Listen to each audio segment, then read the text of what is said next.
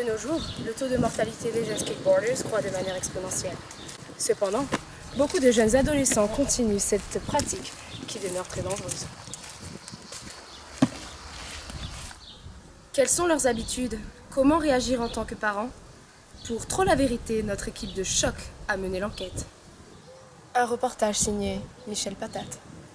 Michel Patate.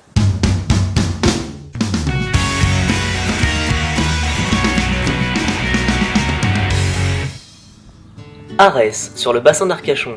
Il est 17h30, Marcel rentre de l'école.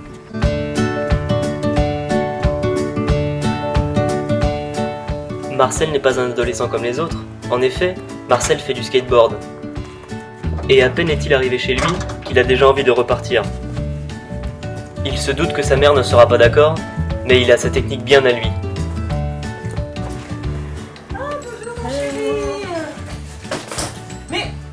Tu vas où là? Ah non, non, non, non, non, non, non. Marcel, d'abord tu fais tes devoirs. Non.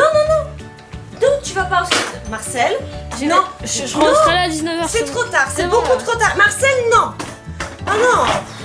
Je n'ai aucune prise sur cet enfant là, je sais plus quoi faire. Et voilà, Marcel ne recule devant rien pour assouvir sa passion, allant même parfois jusqu'à faire le mur ou encore pénétrer illégalement sur la piste de skate.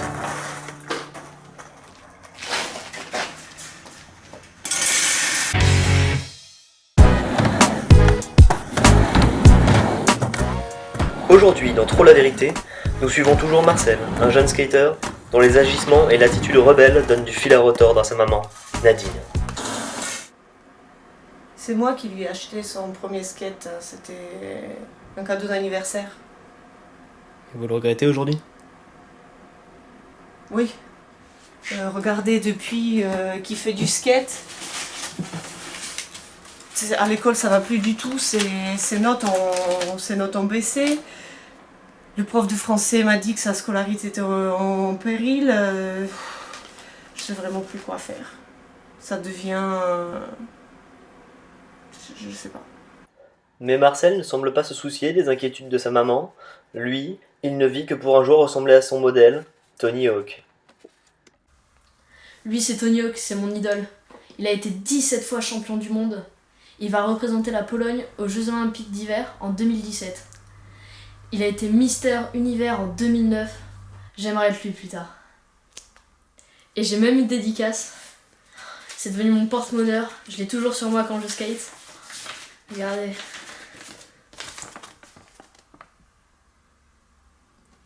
Des adolescents qui accrochent des posters de leur star aujourd'hui? Mais demain, qui sait? Peut-être des fanatiques violents et furieux? Nous avons donc rencontré un expert pour nous éclairer. Cela a été scientifiquement prouvé que le skateboard pousse à un comportement autodestructeur, prise de risque, tendance suicidaire, goût prononcé pour le danger.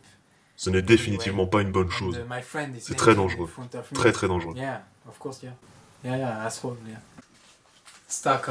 Nous avons observé une corrélation entre cette pratique et la hausse des crimes violents, comme le montre ce graphique.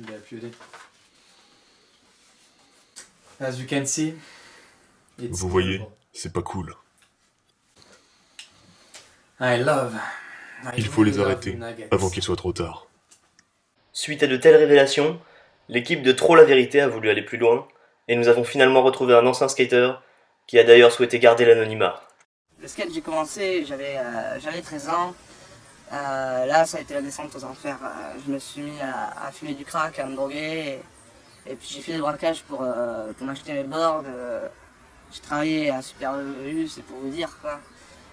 Puis maintenant, je m'en suis sorti. Et c'était vraiment la période la plus noire de ma vie. Des ados en rébellion? Des experts à lunettes? Des mamans désespérées? Voici un épisode comme on les aime, ici, à la télévision. Des images terribles. Il faudrait être prudent.